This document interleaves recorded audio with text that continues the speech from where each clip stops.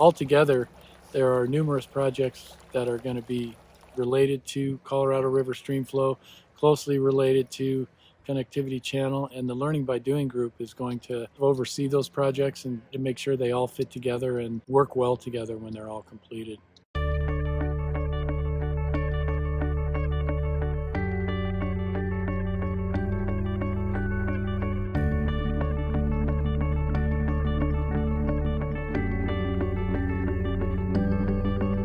The Connectivity Channel has a good shot at helping reshape the habitat down here. The hope is that that will produce possibly a stronger fishery down here for CPW and the general public.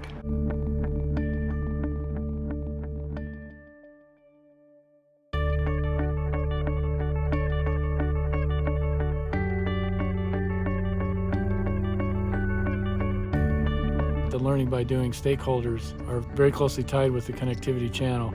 Trout Unlimited got a grant for about $8 million from the Natural Resource Conservation Service, and $5.8 million of that grant was for the Connectivity Channel. Grand County is also very closely involved, coordinating things with property owners and helping us get permits and other things. Colorado Parks and Wildlife is involved in the fish monitoring study. They're also involved heavily in the review of the design to make sure that the design of the Connectivity Channel meets the Parks and Wildlife standards for stream restoration.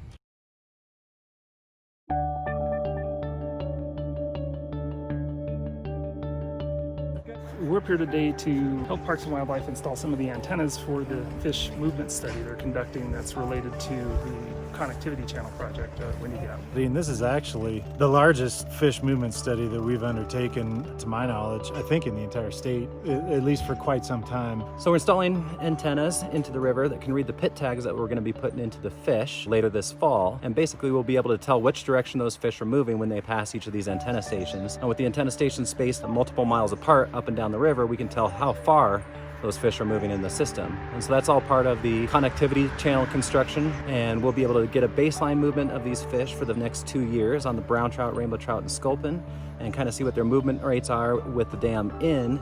And then once that Connectivity Channel is constructed and the fish can move around Windy Gap Reservoir, we'll see if those movement rates change and those fish are actually using that Connectivity Channel over time.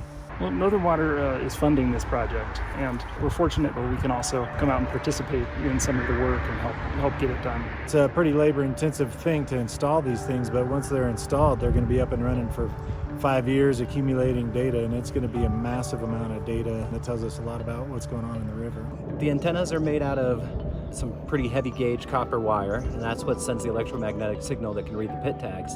And so we've got to lay those on the bottom of the stream so that electromagnetic field can detect those tags as those fish pass over it. And all of that's connected to our system on shore, which has the readers that can store the tag numbers based on the time that the fish passed, and we can get a unique number per fish, and so we know which fish passed at what time of day, and it can just read those fish like a barcode as they go past over the next 5 years. It's going to generate so much data to show patterns of fish movement before and then also after, so we're going to be able to just directly observe what the changes in fish movements are, and if everything goes according to plan and it does what we expect it to do, we're going to see huge changes in that dynamic of fish movement before and after the project is built. Today we're doing a couple different things out here in the river. First, we're getting 2 past population estimates from the Kaibab Park location in the Fraser River, and that'll give us an estimate of the brown trout, rainbow trout, and sculpin density in this section of the river.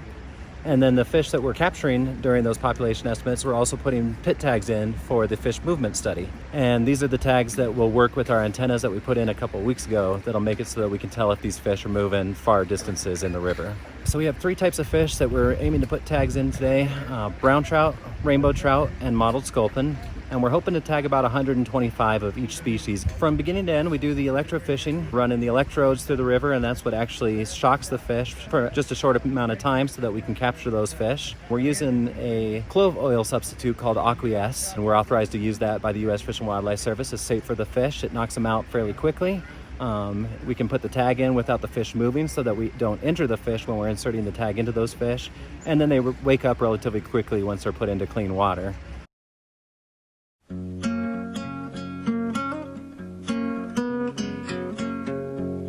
In the end, we'll probably have $20 to $25 million worth of money spent on connectivity channel and stream restoration between Windy Gap and Kremling. The Trout Unlimited grant was for about $8 million for the connectivity channel and some stream restoration down in the Kremling area on some ranches. So there's some money there for stream restoration and modifications. And then there also is additional funding from the Windy Gap Firming Project mitigation, about $7 million of funding coming from the Northern Municipal Subdistrict and Denver Water for additional stream restoration and improvements on the Colorado River between Windy Gap and the Williams Fork River. And then there is additional money that's coming in, another 8 to 10 million from other funders, including the state of Colorado. Colorado Water Conservation Board has given us over $2 million, over $1 million from Grand County. There's over $1 million in funding from some landowners downstream.